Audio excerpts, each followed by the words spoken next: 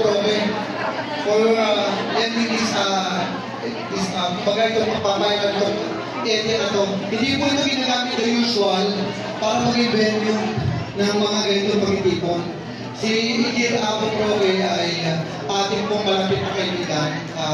Sila po ay kumakita nyo rito, may cross dance, saints. Ito po ay house of praise.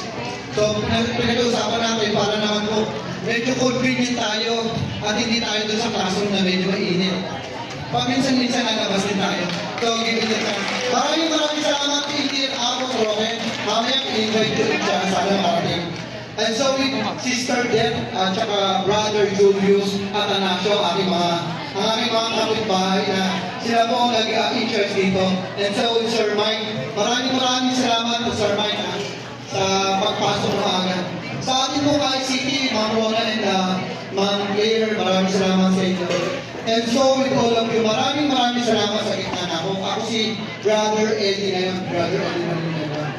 Wala pa naman ating first resource speaker, pero Sir Darwin, ready ka na?